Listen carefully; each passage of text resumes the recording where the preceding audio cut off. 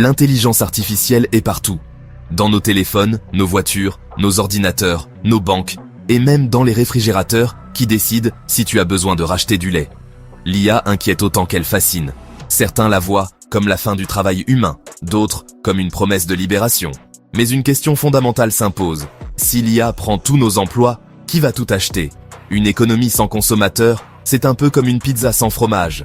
Ça tient techniquement, mais personne n'en veut. Nous allons voyager dans le passé, le présent et le futur pour comprendre ce que l'IA change réellement, pourquoi tout le monde parle de disparition massive d'emplois, et surtout comment l'économie mondiale pourrait continuer à tourner si les humains n'avaient plus la possibilité de travailler. Depuis toujours, chaque innovation majeure a provoqué des paniques. Les machines à tisser de la révolution industrielle ont déclenché des révoltes ouvrières. Les tracteurs ont remplacé les agriculteurs. Les ordinateurs ont fait disparaître des secrétaires par milliers. Et pourtant, à chaque fois, de nouveaux métiers sont apparus. Les humains ne sont pas restés sur le carreau, ils ont changé de rôle.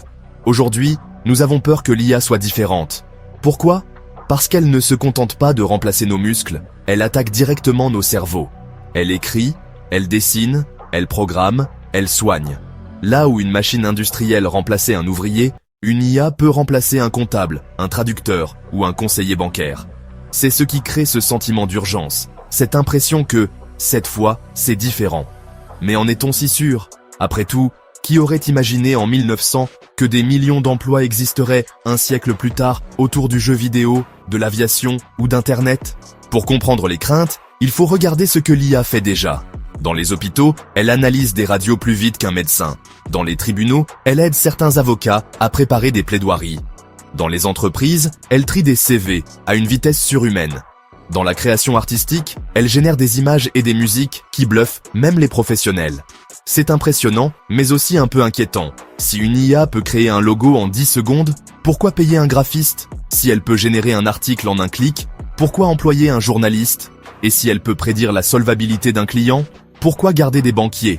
Le problème, c'est que ces métiers faisaient vivre des millions de personnes. La question n'est pas seulement « peut-on remplacer ces emplois ?», mais « que feront les humains ensuite ?» Imaginons un instant le scénario extrême. L'IA remplace la quasi-totalité des emplois. Les usines tournent toutes seules, les bureaux sont automatisés, et même les services comme la restauration deviennent robotisés. En théorie, c'est le paradis. Les humains ne travaillent plus, mais bénéficient de tout ce que produisent les machines. Sauf que, qui achète? Sans salaire, les gens n'ont plus de pouvoir d'achat. Et une économie sans demande, c'est un château de cartes. Les entreprises peuvent en produire plusieurs produits, mais sans clients pour les consommer, elles s'effondrent. C'est là qu'apparaît le paradoxe.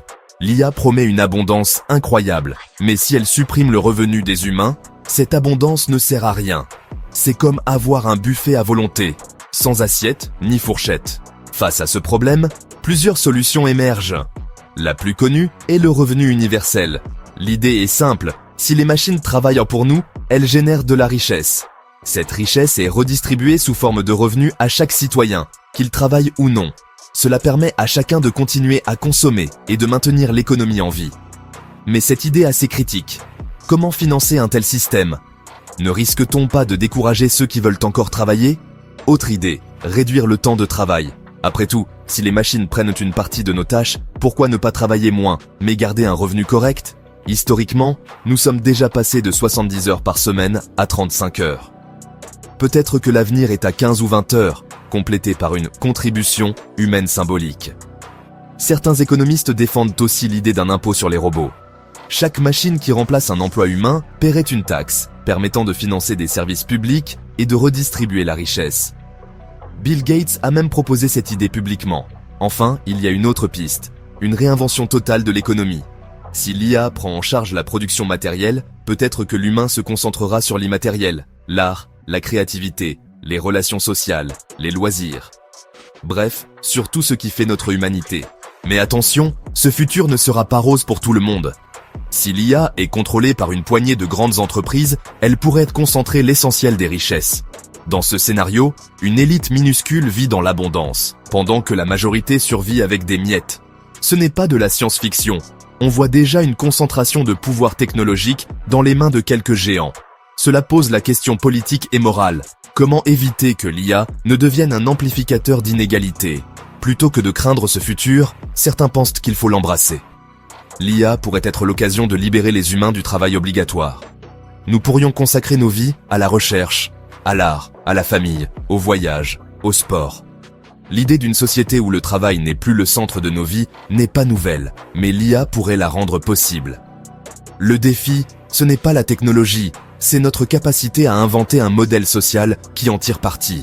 Alors, si l'IA prend tous nos emplois, qui va tout acheter? Peut-être nous. Si nous savons redistribuer la richesse qu'elle crée, peut-être que l'économie se réinventera, que nous vivrons mieux avec moins de travail, et que l'IA deviendra l'outil d'un âge d'or. Ou peut-être pas, si nous laissons les inégalités exploser. En réalité, l'avenir ne dépend pas des robots, il dépend de nous. L'IA n'écrit pas l'histoire, elle nous tend juste un stylo. À nous de décider ce que nous allons écrire.